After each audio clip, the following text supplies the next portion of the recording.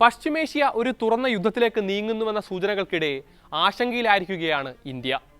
സുപ്രധാന നയതന്ത്ര ബന്ധങ്ങൾ കാത്തുസൂക്ഷിക്കുന്ന ഇറാനും ഇസ്രായേലും സംഘർഷത്തിലെ പ്രധാന പങ്കാളികളാകുമ്പോൾ എന്താകും ഇന്ത്യയുടെ ഭാവി? പരിശോധിക്കാം.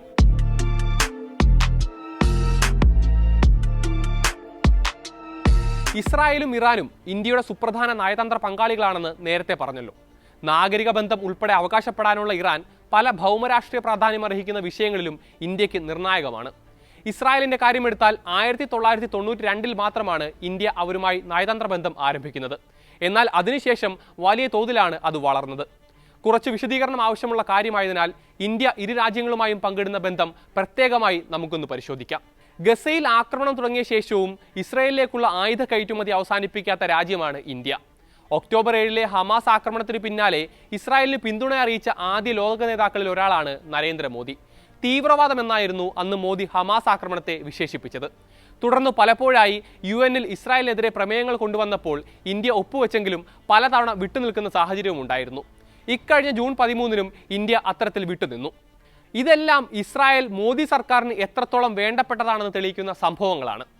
1992 ഇന്ത്യ ഇസ്രായേലുമായി നയതന്ത്ര ബന്ധം ആരംഭിക്കുമ്പോൾ $200 ദശലക്ഷം വ്യാപാരമായിരുന്നുവെങ്കിൽ 2022-23 എത്തുമ്പോഴത് $10.7 ബില്യൺ എന്ന നിലയിലേക്കാണ് ഉയർന്നിട്ടുള്ളത്. അത്രയും അധികം വ്യാപാര ബന്ധമാണ് കഴിഞ്ഞ ഒരു ദശകത്തിനുള്ളിൽ ഇന്ത്യയും ഇസ്രായേലും തമ്മിൽ ഉടലെടുത്തത്. ആയുധ കച്ചവടത്തിന് പുറമെയുള്ള കണക്കുകളാണ് ഇപ്പോൾ പറഞ്ഞത്. ഇനി ആയുധ കച്ചവടത്തിലേക്ക് വന്നാൽ ഇന്ത്യ ഏറ്റവും അധികം ആയുധ ഇറക്കുമതിക്കായി ആശ്രയിക്കുന്ന ലോകത്തെ 4ാമത്തെ രാജ്യമാണ് ഇസ്രായേൽ. ഇന്ത്യയുടെ ചില സുരക്ഷാ സാങ്കേതിക വെല്ലുവിളികളെ നേരിടാൻ സഹായിച്ച പ്രതിരോധ ഉപകരണങ്ങളുടെയും ഹൈടെക് ആശയവിനിമയ സംവിധാനങ്ങളുടെയും പ്രധാന വിതരണക്കാരാണ് ഇസ്രായേൽ. കഴിഞ്ഞ 10 വർഷത്തിനിടെ $290 കോടി സൈനിക ഹാർഡ്വെയറാണ് ഇന്ത്യ ഇസ്രായേലിൽ നിന്ന് ഇറക്കുമതി ചെയ്തത്. ഇന്ത്യയുടെ സ്വപ്ന പദ്ധതിയായ ഇന്ത്യ മിഡിൽ ഈസ്റ്റ് യൂറോപ്പ് സാമ്പത്തിക ഇടനാഴിയിലും അവിഭാജ്യ ഘടകമാണ് ഇസ്രായേൽ. നിലവിൽ അദാനി ഗ്രൂപ്പ് ഏറ്റെടുത്തിരിക്കുന്ന ഹൈഫ തുറമുഖം ഇടനാഴിയിൽ നിർണായക പങ്ക് വഹിക്കുന്നുണ്ട്. ഇനി ഇറാൻ നോക്കാം.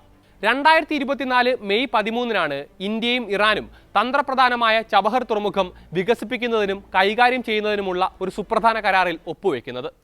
തെക്കുകിഴക്കൻ ഇറാനിൽ സ്ഥിതി ചെയ്യുന്ന ചബഹർ തുറമുഖം ഇന്ത്യൻ മഹാസമുദ്രവുമായി നേരിട്ടുള്ള കടൽ വ്യാപാരം വാഗ്ദാനം ചെയ്യുന്ന തുറമുഖമാണ്. മധ്യേഷ്യൻ വിപണികളിലേക്കുള്ള തന്ത്രപരമായ സാന്നിധ്യം വർദ്ധിപ്പിക്കാൻ ഇന്ത്യയെ ഏറ്റവും അധികം സഹായിക്കുന്ന മേഖലയാണിത്. കൂടാതെ അറബിക്കടലിലെ ചബഹറിന്റെ സ്ഥാനം ഹോർമുസ് കടലിടുക്കിൽ ഉണ്ടാകാൻ സാധ്യതയുള്ള തടസ്സങ്ങൾ ഒഴിവാക്കാനും സഹായിക്കും. അതുകൊണ്ടാണ് പാശ്ചാത്യ രാജ്യങ്ങളുടെ എല്ലാ എതിർപ്പുകളെയും മറികടന്ന് ഇസ്രായേൽ ഗസ സംഘർഷത്തിനിടയിലും ഇന്ത്യ ഇറാനുമായി സുപ്രധാന കരാറിൽ ഒപ്പുവെച്ചത്. പാശ്ചാത്യ ഉപരോധങ്ങൾക്കിടയിലും ഊർജ്ജ സുരക്ഷയിൽ ഇന്ത്യയുടെ ഏറ്റവും പ്രധാനപ്പെട്ട പങ്കാളികളിൽ ഒന്നാണ് ഇറാൻ. ഇന്ത്യയുടെ ഉയർന്ന സമ്പദ്വ്യവസ്ഥയ്ക്ക് ഇറാൻ എന്ന ഊർജ്ജോൽപാദന രാജ്യം അതിപ്രധാനമാണ്. ഇന്റർനാഷണൽ നോർത്ത് സൗത്ത് ഇടനാഴിയിലെ നിർണായക കണ്ണിയായി മാറാൻ സാധ്യതയും ചബഹറിനുണ്ട്. ഇസ്രായേൽ ഇറാൻ സംഘർഷത്തിലേക്ക് യമൻ കേന്ദ്രമാക്കി പ്രവർത്തിക്കുന്ന ഹൂത്തി സായുധ സംഘങ്ങൾ വന്നാൽ ചെങ്കടൽ മേഖലയിൽ വലിയ തിരിച്ചടിയാകും ഇന്ത്യയെ കാത്തിരിക്കുന്നത്. ഇറാനും ഇസ്രായേലും തമ്മിലുള്ള സമ്പൂർണ്ണ യുദ്ധം ഇന്ത്യ എണ്ണ ഇറക്കുമതി ചെയ്യുന്ന 2 പ്രധാന പാതകളെയാകും തടസ്സപ്പെടുത്തുക. ചെങ്കടലും ഹോർമുസ് കടലെടുക്കും. ഇന്ത്യ റഷ്യയിൽ നിന്ന് എണ്ണ ഇറക്കുമതി ചെയ്യുന്നത് ചെങ്കടൽ റൂട്ട് വഴിയാണ്. മേഖലയിൽ സംഘർഷമുണ്ടായാൽ ആക്രമണങ്ങൾ ഒഴിവാക്കാൻ കേപ്പ് ഓഫ് ഗുഡ് ഹോപ്പ് പോലെയുള്ള ദൂരം കൂടിയ കടൽപാതകൾ തിരഞ്ഞെടുക്കാൻ ഇന്ത്യ നിർബന്ധിതമാകും. അതോടെ എണ്ണ വിലയിലും മറ്റ് കയറ്റുമതി ഇറക്കുമതി വിഭാഗങ്ങളുടെയും ചിലവ് വർദ്ധിക്കും. ഇത് ഇന്ത്യയുടെ സാമ്പത്തികാവസ്ഥയെ തന്നെ പ്രതികൂലമായി ബാധിക്കുമെന്നാണ് വിലയിരുത്തലുകൾ. പേർഷ്യൻ ഗൾഫിനെ ഗൾഫ് ഓഫ് ഒമാനുമായും അറേബ്യൻ കടലുമായും ഒന്നിപ്പിക്കുന്ന ഒരേയൊരു കടലിടുക്കാണ് ഹോർമുസ്. അതിൻ്റെ ഒരു ഭാഗത്ത് ഇറാനും മറുഭാഗത്ത് UAEയും ഒമാനുമാണ്. ആഗോള എണ്ണ വ്യാപാരത്തിൻ്റെ 20% ഇതുവഴി നടക്കുന്നത്. അത്രയും പ്രാധാന്യമുള്ള ഹോർമുസ് കടലെടുക്ക് വഴിയുള്ള വ്യാപാരം തടസ്സപ്പെടുകയാണെങ്കിൽ ആഗോള എണ്ണ വിതരണ ശൃംഖല തന്നെ പ്രതിസന്ധിയിലാകും. അത് ആഗോളതലത്തിൽ തന്നെ വിലക്കയറ്റത്തിന് കാരണമാവുകയും ചെയ്യും. മറ്റൊരു പ്രധാന പ്രശ്നം ഗൾഫ് രാജ്യങ്ങളിൽ ജോലി ചെയ്യുന്ന ഇന്ത്യക്കാരെ സംബന്ധിക്കുന്നതാണ്. ഏകദേശം 1.34 കോടി ഇന്ത്യൻ പൗരന്മാരാണ് ഗൾഫ് രാജ്യങ്ങളിലുള്ളത്. ഇറാൻ ഇസ്രായേൽ സംഘർഷം അഥവാ ഗൾഫ് രാജ്യങ്ങളിലേക്ക് കൂടി വ്യാപിക്കുകയാണെങ്കിൽ അവരുടെ ജോലി, വരുമാനം എന്നിവയെല്ലാം പ്രശ്നത്തിലാകും. സംഘർഷത്തിലേക്ക് അമേരിക്ക കൂടി വരികയാണെങ്കിൽ മേഖലയിൽ പലയിടത്തുമുള്ള അമേരിക്കൻ കേന്ദ്രങ്ങൾ ഇറാൻ ആക്രമിച്ചേക്കും. ഇന്ത്യയിലേക്ക് പ്രവാസികൾ അയക്കുന്ന പണത്തിന്റെ 38% ഗൾഫ് രാജ്യങ്ങളിൽ നിന്നാണ് വരുന്നത് എന്ന വസ്തുതയും നമുക്ക് മുന്നിലുണ്ട്.